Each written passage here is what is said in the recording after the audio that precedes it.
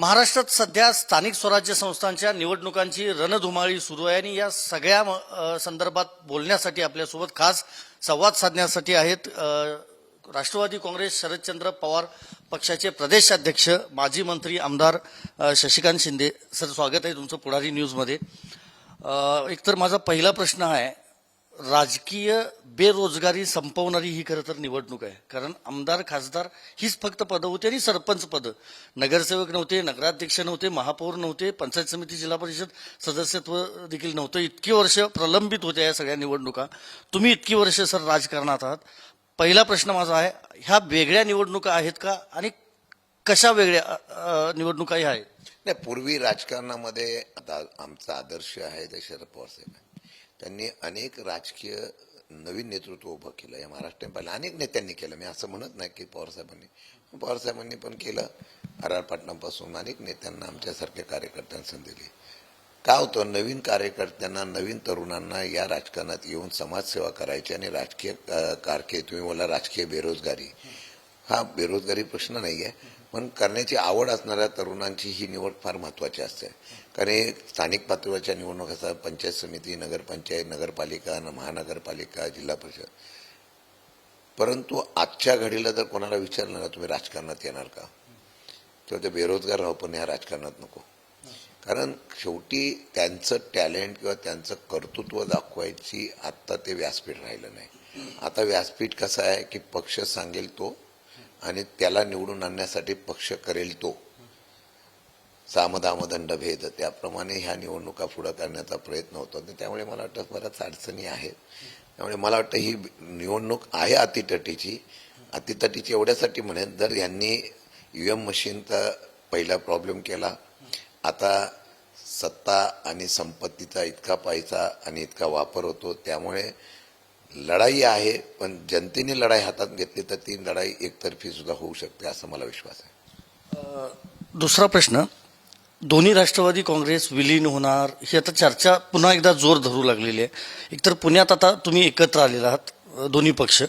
मुंबईमध्ये जरी वेगळे असले किंवा तुम्ही महाविकास आघाडीमध्ये असला तरी परत ही चर्चा काय येते राष्ट्रवादी काँग्रेस? मला एक कळत नाही की स्थानिक पातळीवरच्या निवडणुका जेव्हा होतात त्यावेळेला तिथल्या कार्यकर्त्यांना निवडून येण्यासाठी आपल्या समविचारी पक्षाशी एकत्र येणं ह्यात कुठला अडथळा आहे? आणि राष्ट्रवादी पूर्वी एकच होती, त्यातलं फक्त आमच्यातलं विभाजन झालं, एवढाच फक्त फरक आहे. मग माझा उलटा प्रश्न असा आहे, मग इतर पक्ष सुद्धा महाविकास आघाडी असेल किंवा बाकीच्यातून एकत्र आले, उदाहरणार्थ मग शिवसेना उद्धव बाळासाहेब ठाकरे आले आणि मनसे आली एकत्र, मग तिथं पण का नाही आपण हा प्रश्न विचारला की दोघं तुम्ही एकत्र येऊन एकच शिवसेना होणार का, असं कोणी प्रश्न विचारला नाही. परंतु इथे राष्ट्रवादीचं महत्त्व आहे.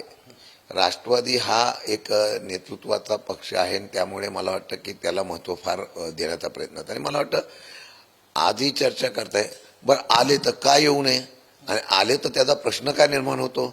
आज तशा प्रकारची चर्चा नाही. आता फक्त एवढंच आहे की आता स्थानिक पातळीच्या निवडणुकीमध्ये आपण एकत्र येऊन निवडणुकीला समोर जायचा हा एकच अजेंडा आहे. तरी सुद्धा ज्यावेळेला पूर्वीची सूर जुळले म्हणून एकत्र आले म्हणून लगेच त्याची चर्चा, आता विलीन कधी होणार, आम्हाला ठरवायचं तर आम्ही ठरवू ना. अगदी ते सारखं तुम्ही कधी होणार ते सांगा, नाही तर आम्ही तुमचा मुहूर्त ठरवतो, असं हे चुकीचं आहे. मला वाटतं त्याचं निवडणुकीला आम्ही एकत्र आलेलं ही वाक्य 100% खरं आहे. पुढे आताच्या घडीला काय राजकीय परिस्थिती, घडामोडी घडतायत, दिवसेंदिवस वेगवेगळ्या घडतायत, काय घडते मला सांगता येत नाही. पण त्या काही घडल्या तर काही होऊ शकतं, अशी परिस्थिती निर्माण झाली तर मला वाटतं की त्या संदर्भामध्ये आज चर्चा होणं गरजेचं नाही, असं मला वाटतं. सर, संदर्भ असा आहे, पवारसाहेब निवृत्ती घेतील, मग सुप्रियाताई केंद्रात मंत्री होतील, इकडं राज्य दादा सांभाळतील, केंद्रातलं सगळं सुप्रियाताई सांभाळतील. अशा चर्चा तुमच्याकडे कोणी केल्या माहीत नाही, पण तुम्हाला आमच्याकडे अशी कधी काही चर्चा झालीच नाही. पवारसाहेबांनी निवृत्ती घ्यायची आणि तशा प्रकारे तुम्ही केंद्रात राज्यात सत्तेमध्ये आम्ही जाणार, अशी काही चर्चा कधी झाली नाही. आत्ताच्या आमच्या चर्चा फक्त स्थानिक पातळीवरच्या निवडणुकीमध्ये एकसंगतेने आपण निवडणूक लढवायची.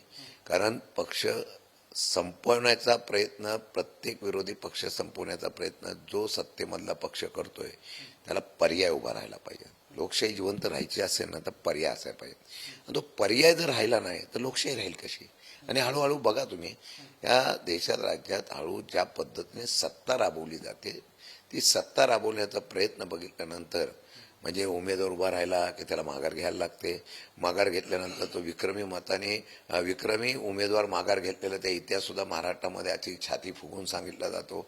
आणि ते झालं की मग कसे मागे घेतले जेव्हा चर्चा होते. आता ते फार धोकादायक आहे. त्यामुळे मग मला वाटतं की एकच कोणतरी जिवंत राहणार, बाकीच्यांना सगळ्यांना गिळूनकृत करणार. याच्या विरुद्धच्या लढाईमध्ये आता प्रत्येक जण आपल्या लोकांच्या लोकशाहीच्या अस्तित्वासाठी लढतोय आणि त्याप्रमाणे आम्ही एकत्र येतोय. नगरपालिका नगरपंचायतीच्या निवडणुका झाल्या, आता महापालिका सुरू आहेत, जिल्हा परिषद पंचायत समिती होतील. ईव्हीएम बद्दल अजूनही शंका आहे? 100% शंका आहे. 100% शंका आहे. असं आहे की ते स्पष्टीकरण अजून झालं नाही ना. मनातल्या लोकांच्या शंकेचं निरसन कोणी केलं? ना निवडणूक अधिकाऱ्यांनी केलं, ना त्यांनी प्रेझेंटेशन केलं. ते फक्त तुम्ही आम्हाला सांगा कशा प्रकारचे मध्ये दोष आहे, दाखवले, केले, त्याचा खुलासा होत नाही. मग असं काय चमत्कार आहे? म्हणजे मला असं कळत नाही, लोकशाहीमध्ये किती आत्तापर्यंतच्या इतिहासामध्ये जेवढ्या निवडणुका झाल्या, एखादा दुसरा अपवाद वगळला तर कधी थिंपली मेजॉरिटी आलेली नव्हती. परंतु आजच्या घडीला फार मोठं विकास काम, फार मोठी प्रगती केली म्हणून देशात, राज्यात म्हणून ज्या पद्धतीने दाखवलं जातं चित्र, आणि त्याच्यावर निवडणुकीला जिंकलो. मग माझा 2 प्रश्न साधे आहेत. मग शंका येण्यासारखेच आहे. 2 प्रश्न आहे. आपण म्हणतो की केंद्रामध्ये आणि राज्याच्या सरकारने एवढं प्रगती केलेली आहे, बरोबर आहे. मग जातीवाद का निर्माण होतोय? तुम्ही विकासावर मत मागा ना. अगदी नगरपालिकेच्या, महानगरपालिकेच्या निवडणुकीला सुद्धा एखादा मंत्री राज्यातला किंवा सत्तेतला प्रांतवाद, भाषावाद, जातवाद, आज तामिळनाडूचा नेता आला, त्यांनी सांगितलं की मुंबई ही आंतरराष्ट्रीय स्तरावरचं शहर आहे. अरे यांना अधिकार कोणी दिला? आम्ही ठरवू ना आंतरराष्ट्रीय काय, आमचं आहेच आंतरराष्ट्रीय स्तरावर. जगाची बाजारपेठ कुठे असेल? मुंबईमध्ये आहे. आणि अख्ख्या देशाला मुंबई जेवढं अर्थसहाय्य करतं महाराष्ट्रात तेवढा कोण करत नाही. पण हे आता भाषिक वाद, राज्यवाद, सत्ता मिळवण्यासाठी जी प्रवृत्ती वाढलेली आहे, जी सिस्टीम वाढलेली आहे, ती चुकीची आहे. मला वाटतं मग मुस्लिम देश उभा करायचा, धर्मभेद उभा करायचा, मग महापौर कोण व्हायचा, मग महापौराच्या संदर्भातून स्टेटमेंट दिलं जातं. हे जाणीवपूर्वक. काल मला माहीत नाही, परंतु एमआयमीने काहीतरी सांगितलं. ओवेसी म्हणाले अजितदादा पवार का पार्टीला मत द्यायचं, म्हणजे ते मत दिल्यानंतर ते मत हे बीजेपीला जाईल.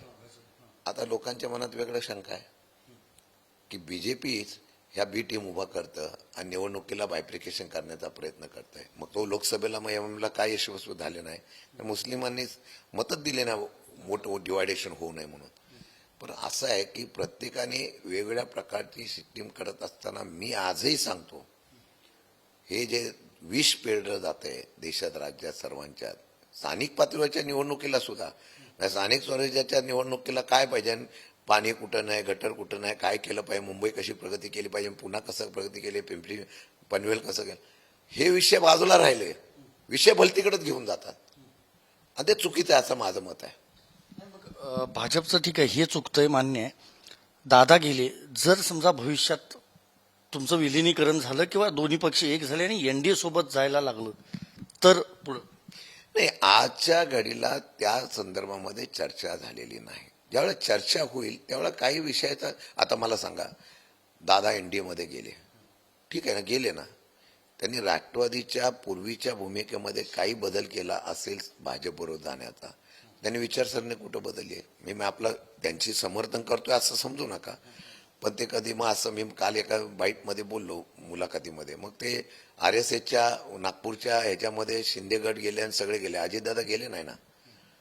याचा अर्थ त्यांनी शाहू फुले आंबेडकरांचा विचार मी जपलेला आहे. मी जरी सत्तेत असलो तरी आमचे विचार आम्ही जपलेले आहेत. ते विचार जपण्याचा प्रयत्न झाला तर उद्या या असेला अनेक पक्ष आहेत, त्यांनी एनडीला पाठिंबा दिला वगैरे, पण त्यांनी विचारसरणी कुठं सोडलेली आहे?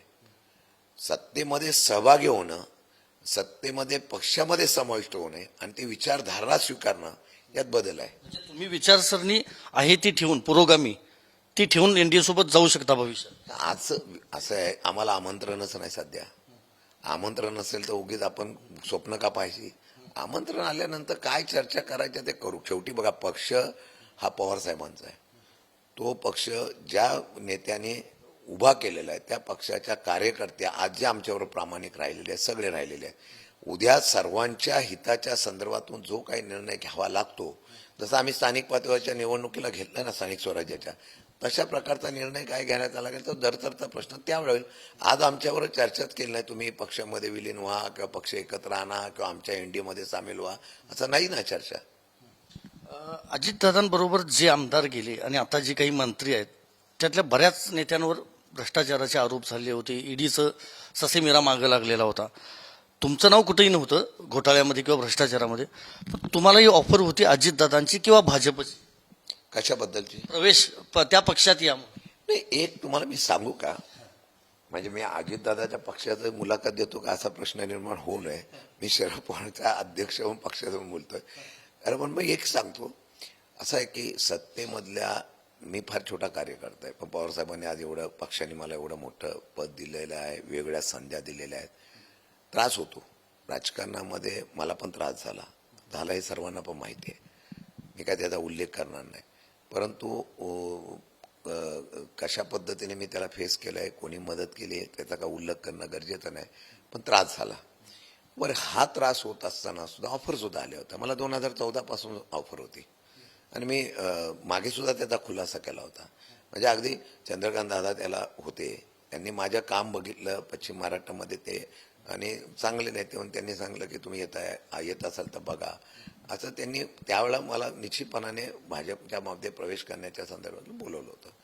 पण शेवटी काय असतं की आपण माझं एक तत्व होतं की ज्यांनी बनवलंय ज्यांनी घडवलंय त्यांच्याबरोबर आपण शेवटपर्यंत राहावं आणि तशा प्रकारची भूमिका मी आजपर्यंत राहिली म्हणजे ते त्रास पण सहन केला ऑफर पण नाकारली आता सुद्धा त्याप्रमाणे अगदी 2019ला आमचे उदयनराजे भोसले गेले होते त्यावेळेला सुद्धा तशा प्रकारची मला बोलवलं होतं की तुम्ही चला.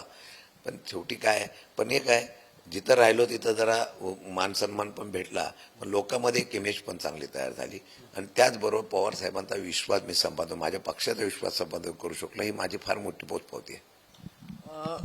एक महत्वाचा मुद्दा सध्या चर्चेत आहे तो म्हणजे एका बड्या उद्योगपतीचं नाव पवारसाहेबांचे ते जवळचे मित्र आहेत गाठीभेटी होतात आता बारामतीमध्ये कार्यक्रम झाला सगळे एकत्र होते पण तुमच्या महाविकास आघाडीतले जे दुसरे दोन पक्ष आहेत मग शिवसेना असेल उद्धव ठाकरेंची किंवा काँग्रेस असेल ते नेते मात्र वारंवार त्या उद्योगपतींवर तुटून पडतात अक्षरशः मग धारावीचा प्रोजेक्ट किंवा इतर असतील ह्या सगळ्याकडे राष्ट्रवादी काँग्रेस कशी बघते. प्रत्येक राजकीय नेत्यांचं आणि प्रत्येक राजकीय पक्षाच्या प्रमुखांचं कोणत्या ना कोणत्या तरी उद्योगपतीशी संबंध असतात. शेवटी राजकारण समाजकारण पक्ष चालवणे एक नातं जपणं हे वेगवेगळ्या भूमिका आहेत. मला वाटतं की अनेक लोकांचे वेगवेगळ्या प्रकारच्या उद्योगपती संबंध आहे. अदानींचं पवारसाहेबांचा संबंध हे राजकारणाच्या वेगळ्यापणाचं आहे. काही लोकांना व्यवसायामध्ये उद्योगमध्ये यश मिळालं त्या यशामध्ये कोणाला तरी वाटतं किंवा यांनी आपल्याला सहकार्य केलं म्हणून आपण एवढं पुढे आलो ते नातं आजही जपलं जातं. त्याला राजकारणाशी बांधणं चुकीचं आहे असं माझं वैयक्तिक मत आहे. उदाहरण मी सांगतो आता परवाचा कार्यक्रम झाला बारामतीचा तुम्ही फक्त अदानीचा आणि पवार साहेबांचा असलेल्या कार्यक्रमाचा उल्लेख राजकीय दृष्टिकोनातून बघितला पण पवार साहेबांनी त्यांचा उपयोग कशासाठी केला याचा विचार कोणी केला नाही.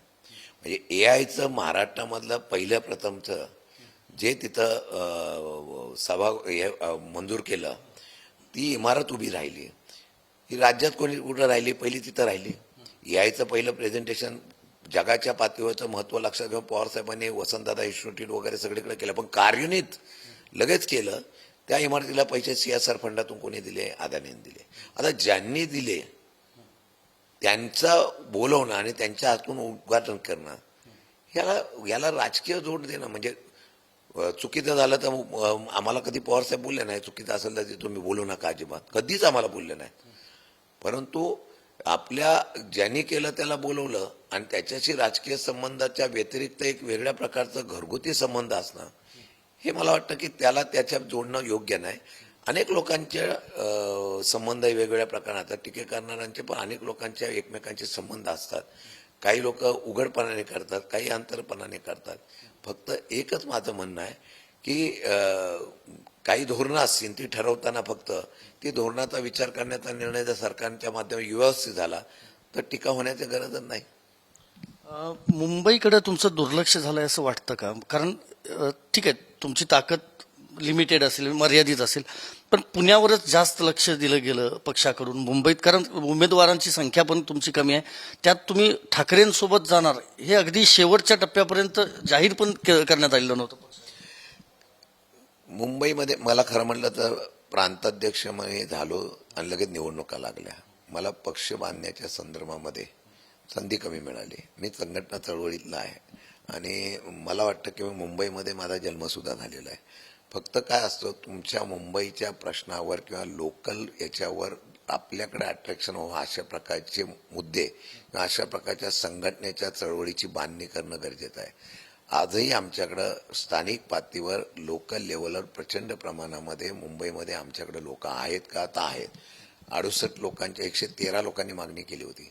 त्यातल्या आम्ही 58 लोकांना सिलेक्ट केलं होतं. 58 लोकांना सिलेक्ट केल्यानंतर आमची महायुतीची चर्चा झाली. आता महायुतीमध्ये आम्हाला जी निवडून येऊ शकतात तिथे सुद्धा आम्हाला संधी मिळाली नाही, ही वस्तुस्थिती आहे. पण आघाडी केली आम्ही. 8 ते 9 जागा आम्हाला मागच्या वेळेला आमचे 10 नगरसेवक होते, यावेळेला आम्हाला कमी मिळाल्या जागा. नाही तर आम्हाला आणि काही 4 मैत्रीपूर्ण लढतोय. 12-13 जागा 16 जागा आम्हाला मिळाल्या असत्या तर रिझल्ट चांगला आला असता. 9-10 जागा आल्या असत्या. पण आपल्याला शेवटी आपल्या मताचं विभाजन होऊ नये म्हणून आलेल्या सूचनेप्रमाणे आपण तसे अलायन्स केलं. परंतु मुंबईकडे दुर्लक्ष झालं असं म्हणता येणार नाही. पण तुम्हाला मी सांगतो, मुंबईच्या संघटनात्मक बांधणीच्या संदर्भातून चर्चा कोणताही पक्ष असो, आता जातीच्या ध्रुवीकरणामध्ये मुंबईचे पक्ष विभागला गेलेला आहे. मला वाटतं की त्याला एक वेगळा ऑप्शन पर्याय जर काढला गेला तर मुंबईच्या मूलभूत प्रश्नाच्या व्यतिरिक्त स्थानिक गरिबांचे प्रश्न काय आहेत त्यांना घेऊन संघटना बांधण्याच्या संदर्भातला निर्णय झाला. आणि कार्यकर्ते आहेत. आजही पक्ष विभागला तरी कार्यकर्ते अजूनही प्रत्येक आमच्या वार्डामध्ये अगदी पदाधिकारी नियुक्त केलेला आहे. फक्त ती चळवळला व्याप्त स्वरूप देण्याच्या बाबतीमधला जो प्रयत्न व्हायला पाहिजे होता तो आमच्याकडून थोडा कमी झाला, ही वस्तुस्थिती आहे. पण येत्या काळामध्ये तुम्हाला मुंबईमध्ये पक्ष संघटना चांगली मजबूत पाहायला मिळेल. महापौर मराठी होणार, खान होणार, परप्रांतीय, उत्तर भारतीय, दक्षिण भारतीय, इथपर्यंत सगळी ही चर्चा आली. यावर राष्ट्रवादी काँग्रेसचं काय? माझं म्हणणं असं आहे, 106 लोकांनी हुतात्मा दिलेला आहे महाराष्ट्राचा, हे इतिहास आहे. चव्हाण साहेबांनी मंगल कलश आणला. मी मागच्या राजकारणात जाणार नाही, पण गुजरातमध्ये ही मुंबई न्यायचा प्रयत्न सुरू झाला होता. त्यावेळेला आंदोलनं झाली. माझं म्हणणं आहे की या महाराष्ट्रामध्ये येऊन कोणत्या जातीचा कोणत्या धर्माचा होणार जो विषय काढतो त्याला पहिलं त्या पक्षाला आणि त्या नेत्याला समाजाने अलगद बाजूला दूर केलं पाहिजे. कारण आज जर या अशा पद्धतीच्या चर्चा निवडणुकीमध्ये आणणं हे दुर्दैवाचं आहे. म्हणजे राजकारण कुठल्या पातळीवर गेलेलं आहे. कोण निवडणुकीला, ह्याच्यापूर्वी अशा चर्चा नव्हत्या ना की महापौर कुठला होणार, मराठी होणार का, उर्दू होणार, बुरखावाला होणार का, मग इतर भाषिक होणार काय. अरे हा महाराष्ट्र आहे. या महाराष्ट्राने अनेक लोकांना, वेगवेगळ्या जाती धर्माच्या लोकांना मंत्री पण केलं, आमदार पण केलं, एवढंच नव्हे नगरसेवक केलेलं, महापौर केलेलं आहे. त्या महाराष्ट्रामध्ये येऊन आता ठरवता तुम्ही कोण होणार म्हणून. हे किती आपण काय बोलतात त्या मतासाठी किती आपण या ठिकाणी कुठच्या थरा जातो, लाचार किती होतो हे प्रतीक दाखवलं जात आहे. आणि मला वाटतं त्या पक्षांनी भूमिका स्पष्ट केली पाहिजे. का मराठी होऊ नये? महाराष्ट्रामध्ये असेल तर मराठी, मी काय सर्व समाजाचं मी प्रतिनिधित्व करणारा कार्यकर्ता आहे, पण तो मराठी होत असताना तो मराठी होऊ नये अशी वक्तृत्व का केली जातात याला सुद्धा शोध घेतला पाहिजे ना. म्हणजे मतं त्या भाषेची लोक आपल्याला मतं मिळावी. आणि दुसरं मत ते कर, म्हणजे आत्तापर्यंत गुजरातला आमच्या लोकांना कधी कॉर्पोरेशनच्या निवडणुकीला प्रचाराला जाता आलं नसेल किंवा तिथं कोण व्हायचं हे अजूनपर्यंत तिथं इतर राज्यामध्ये म्हणजे आंध्र असो, कर्नाटक असो, तामिळनाडू असेल, उत्तर प्रदेश, बिहार, इथं अशी कधी चर्चा होत नाही. इथं चर्चा का? आणि बाहेरचे राज्याचे नेते मंडळी इथे बोलवून त्या समाजाला एक वेगळ्या प्रकारे प्रवृत्त करणं, तुम्हाला विश्वास नाही. 10 वर्षाच्या कामगिरीमध्ये आम्हाला लोक मतं देतील म्हणजे मेट्रो केली, कोस्टल रोड केलं, हे केलं, ते केलं. अरे पण मूलभूत प्रश्न कुठे गेले? आजही मुंबईच्या प्रदूषणाचा विषय हा इतक्या मोठ्या प्रमाणामध्ये यायला लागला. दिल्लीनंतर मुंबईचा नंबर आला. आणि किती मंजुरी तुम्ही बांधकामं करताय, शेवटी सुप्रीम कोर्ट हस्तक्षेप करताय. म्हणजे तुम्ही आता टावरच्या टावर बांधाल, पण त्याला सुविधा कोणी द्यायच्या? एक वेळ असं येईल की मुंबई पाण्याखाली जाऊ नये एवढी भीती आहे. आणि पाण्याचा प्रश्न भविष्यामध्ये इतकं लोक राहायला आल्यानंतर पाणी काय करणार? हे मुंबईला आहे, पुण्याला आहे, सगळीकडे आहे. आम्ही फक्त डेव्हलपमेंट इन्फ्रास्ट्रक्चरवर भर दिला आहे, पण मूलभूत सुविधावर कोणी चर्चाच केली नाही. ह्या चर्चा बाजूला राहिल्या. कोण बसवायचं? म्हणजे मतासाठी एवढी लाचारी करण्याचा प्रयत्न कोणते पक्ष करत आहेत, तो दुर्दैवाचा आहे. काँग्रेसनं सोबत यावं, ठाकरे बंधूंच्या सोबत यावं यासाठी वरिष्ठ पातळीपासून प्रयत्न झाले. संजय राऊत असतील किंवा वर्षा गायकवाड यांनी प्रयत्न केलेले होते, पण त्याला यश आलं नाही. शेवटी अडचण होती राज ठाकरेंची. तोडफोड करणाऱ्यांच्या बरोबर आम्ही जाणार नाही असं काँग्रेसचं म्हणणं होतं. तुम्ही कोणत्या आधारावर ठाकरे बंधूंसोबत जाण्याचा निर्णय? आम्ही मताचं विभाजन होऊ नये आणि त्याचा भाजपला फायदा होऊ नये, महायुतीला फायदा होऊ नये याचा आम्ही विचार करत होतो. आम्ही 2 पावलं मागे गेलोय. कसं आहे, प्रत्येक पक्ष आपल्याला कसं फायदा होईल याचा विचार करत बसलेला आहे.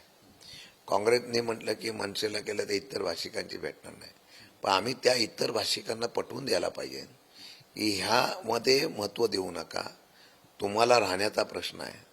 आजही तुम्हाला व्यवसाय करण्यासाठी, नोकरीसाठी, इतर पक्षांसाठी तुम्हाला काय करावं लागेल त्याच्यावर लोकांना जर आम्ही विचार करायला लावला असतं तर ही वेळ आली नसती. आता तुम्ही मग तसं म्हणता मनसे नको, मग पुण्यामध्ये अलायन्स झालं ना. पुण्यामध्ये काँग्रेस, शिवसेना आणि मनसे एकत्र आली, तिथे चालली. मुंबईमध्ये का चालली नाही? मग शेवटी प्रत्येकजण बघतो माझ्या पक्षाला मतं कुठली पाहिजे, मग कशामुळे फायदा होईल. यातून काय होतं, समोरच्याला फायदा होतोय. मला वाटतं की ते चुकीचं होतं. आम्ही बदल करू शकलो असतो तर चांगलं झालं असतं. जिल्हा परिषद पंचायत समितीच्या निवडणुकांची अजून घोषणा व्हायची आहे. महापालिका ह्या शहरी स्तरावर म्हणजे शहराशी संबंधित होत्या. राष्ट्रवादी काँग्रेसचा बालेकिल्ला तसं बघायला गेलं तर ग्रामीण भागात प्रचंड मोठ्या प्रमाणात आहे. त्याची कशी तयारी आहे पक्षाकडून? तुम्हाला आजही सांगतो, शहरी भागातले प्रश्न वेगळे असतात, ग्रामीण भागातले वेगळे आहे. ग्रामीण भागातल्या प्रश्नाला जे आहे, या सरकारने काय जिल्हा परिषदेच्या माध्यमातून किंवा ग्रामीण भागाच्या विकासासाठी काय केला हा महत्त्वाचा प्रश्न तो येईलच. परंतु ग्रामीण भागातल्या असलेल्या सुविधाच्या संदर्भातून काय केला हा पण प्रश्न येईल. पण सर्वात महत्त्व म्हणजे ग्रामीण भागातल्या शेतकरी आणि सर्वसामान्य जनतेसाठी सरकारने काय केलं. कदाचित निवडणुकीसाठी ती पण योजना जाहीर करतील, सांगता येत नाही. परंतु माझं आजही म्हणणं आहे, ग्रामीण भागामध्ये राष्ट्रवादी ताकदीचे आहे का तर आहेत. पवारसाहेबांना मानणारी लोक ग्रामीण भागामध्ये आहेत का तर आहेत, कारण त्यांनी इतक्या वर्षामध्ये ग्रामीण भागामध्ये जो काही पवारसाहेबांचा आणि पक्षाने केलेलं काम आहे ती पोचपावती आहे. परंतु माझं आताही म्हणणं आहे, परत निवडणुका ज्या पद्धतीने घेतल्या जातात त्या पद्धतीच्या निवडणुकीला असुरी आनंद ज्या पद्धतीने घेतला जातो ना, आम्ही जिंकणारच. म्हणजे निकाल लागता, पूर्वीचा निकाल लागेपर्यंत उमेदवाराला धाकधुकी आणि पक्षाला असायची. आता अगोदरच सांगतात आम्ही इतक्या जागा जिंकणार. म्हणजे एवढे भविष्य जागणारे एवढे कधी तज्ज्ञ तयार झाले, हे भविष्यवर ते कधी झाले आम्हाला कळत नाही. म्हणजे आम्ही जिंकणारच. या जिंकणारचवर आमचा प्रश्न आहे. आम्ही जोपर्यंत लोकांमध्ये लोकशाही आणि यांच्या विरोधातली भावना उभी करू शकत नाही तोपर्यंत या निवडणुकीला आत्ता फेस करायचं म्हटलं तर जनजागृतीने लोकांमध्ये जाऊन काय विषय आहे या सरकारच्या बद्दलची हे सांगणं गरजेचं आहे. मला वाटतं त्यासाठी सुद्धा कधी निवडणूक आयोगाच्या डोक्यात आलं, मनात आलं की लगेच 10 दिवसात प्रोग्राम जाहीर करतात, 20 दिवसात प्रचार करायला प्रोग्राम करतात, निवडणूक घेऊन मोकळे होतात, संपला विषय. प्रचाराला तरी वेळ मिळाला पाहिजे ना.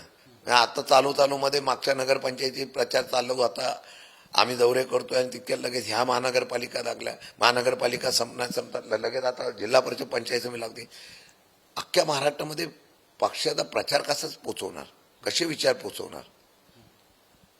फार वेळ कमी आहे आणि यातून आम्हाला निवडणुकाला जायचं, पण आम्ही ताकदीने जाण्याचा 100% प्रयत्न करू. त्यावेळेलाही अजितदादा सोबत असतील. आत्ताच्या घडीला आम्ही महाविकास आघाडी केलेली आहे, पण भविष्य काळामध्ये सुद्धा जिल्हा परिषद पंचायत समितीच्या माध्यमातून अजितदादांचा गट इव्हन काँग्रेस महाविकास आघाडी एकत्र यावी अशा प्रकारचा प्रयत्न आमचा 100% राहणार आहे. धन्यवाद सर आमच्याशी संवाद साधल्याबद्दल. तर जिल्हा परिषद पंचायत समितीच्या निवडणुकांसाठी देखील काय रणनीती असणार आहे याचा सगळा खरं तर खुलासा प्रदेशाध्यक्ष शशिकांत शिंदे यांनी केलेला आहे.